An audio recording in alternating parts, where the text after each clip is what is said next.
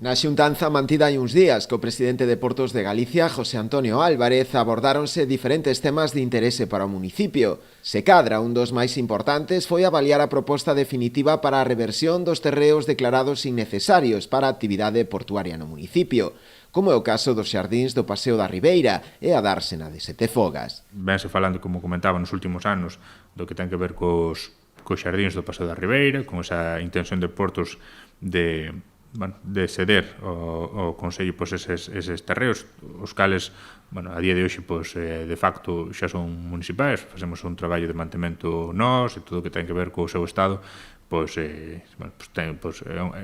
competencia municipal e os fondos son municipais os que se destinan ao mantemento de toda esa zona. Hai outras zonas que nós e corporacións anteriores tamén veñen manifestando que son ou que poderían ser de moito interese para a veciñanza, para buscar usos variados pero moi demandados. Falamos de zonas de aparcamento, falamos de novas zonas de ocio infantil, etcétera. Neste sentido, o espacio ao carón do auditorio municipal, que a día de hoxe non ten ningún tipo de uso, que ademais está nun estado francamente mellorable, incluso dando un punto de vista estético. Eu creo que podría ser unha boa noticia, non, a acadar esa reversión, esa cesión, calquera outra fórmula que nos permitira actuar sobre ese terreo, poñelo a disposición dos veciños e veciñas, porque o certo é que a día de hoxe pasan os anos, non ten máis uso que servir como